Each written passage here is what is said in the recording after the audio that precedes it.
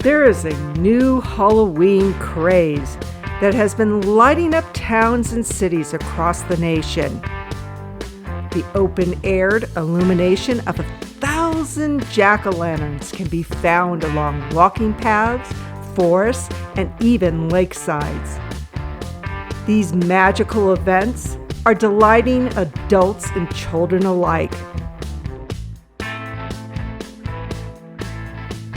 So come along with us as we walk through one of these brilliant Halloween events and talk about the history of the jack-o'-lantern and the deal that was made with the devil.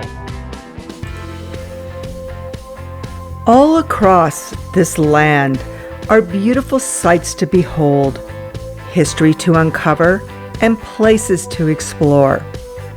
Colorado Martini has been lucky enough to travel across the countryside to see some of these wondrous sights. This is Colorado Martini on the road.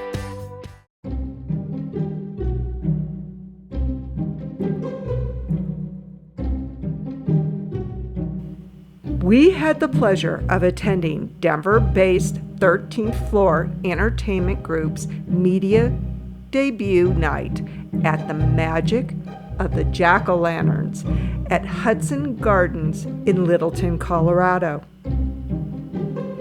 The month-long event has 5,000 amazing handcrafted pumpkins lighting the way as far as the eye can see.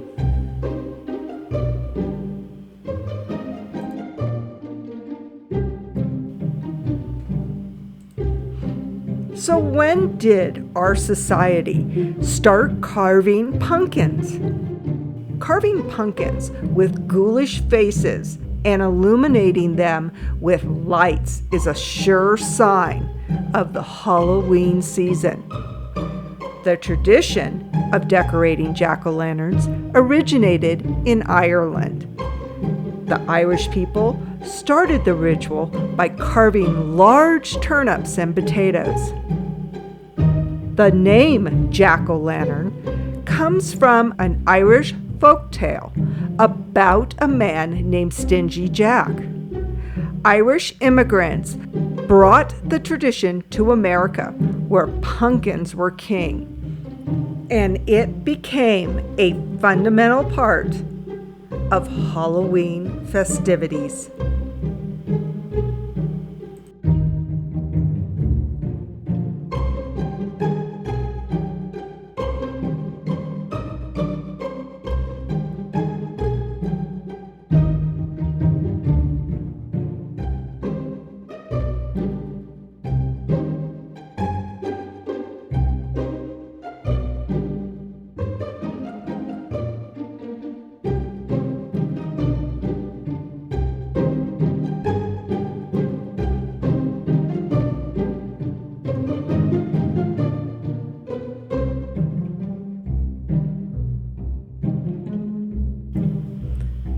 So who was Stingy Jack?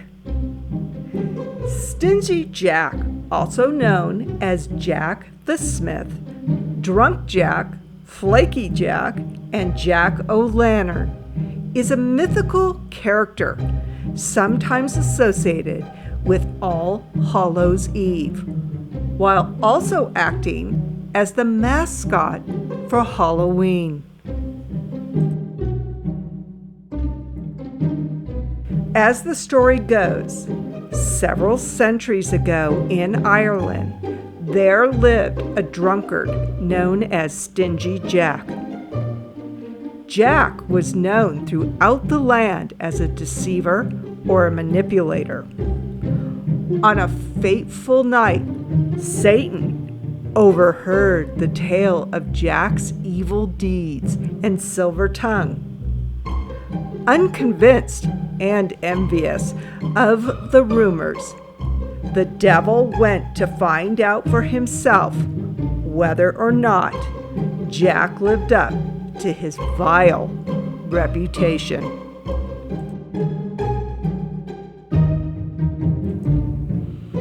Typical of Jack, He was drunk and wandering through the countryside at night when he came upon a body on his cobblestone path. The body, with an eerie grimness on its face, turned out to be Satan. Jack realized that this was his end. Satan had finally come to collect his malevolent soul. So Jack made a last request. He asked Satan to let him drink ale before he departed to hell. Finding no reason not to accept the request, Satan took Jack to the local pub and supplied him with many alcoholic beverages. Upon quenching his thirst, Jack asked Satan to pay the tab on the ale, much to Satan's surprise. Jack convinced Satan to transform into a silver coin with which to pay the bartender. Satan did so, impressed upon Jack's unyielding evil tactics. Cleverly, Jack stuck the now transformed Satan into his pocket, which also contained a crucifix. The crucifix's presence kept Satan from escaping his form as a coin. This coerced Satan to agree to Jack's demands in exchange for Satan's freedom. He had to spare Jack's soul for 10 years. 10 years after the date Jack originally struck his deal, he naturally found himself once again in Satan's presence. Jack happened upon Satan in the same setting as before, and he seemingly accepted it was his time to go to hell for good. As Satan prepared to take him to hell, Jack asked if he could have one apple to feed his starving belly. Foolishly, Satan once again agreed to his request. As Satan climbed up the branches of a nearby apple tree, Jack surrounded its base with crucifixes. Satan, frustrated at the fact that he had been entrapped again, demanded his release. As Jack did before, he made a demand that his soul never be taken by Satan into hell. Having no choice, Satan agreed and was set free. Eventually, the drinking took a toll on Jack, and he died. Flaky Jack's soul prepared to enter heaven through the gates of St. Peter, but he was stopped. Jack was told by God that because of his sinful lifestyle of dishonesty and drinking, he was not allowed into heaven. Jack then went down to the gates of hell and begged for admission into the underworld. Satan fulfilled his obligation to Jack and could not take his soul, as promised. He gave Jack an ember to light his way. Jack is doomed to roam the worlds between the planes of good and evil, with only an ember inside a hollow turnip to light his way. Jack has been roaming the earth ever since. The Irish began to refer to this ghostly figure as Jack of the Lantern, and then simply Jack-o'-lantern.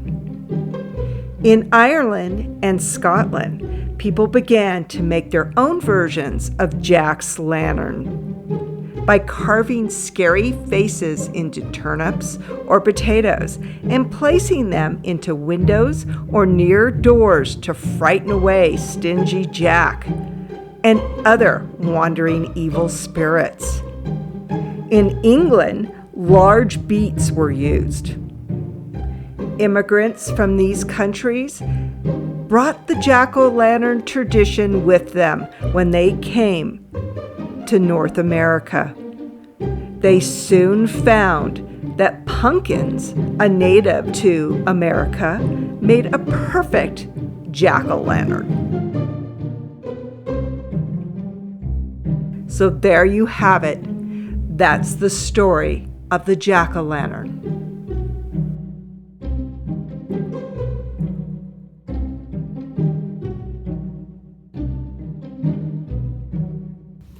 Make sure to catch all our videos on the beautiful state of Colorado.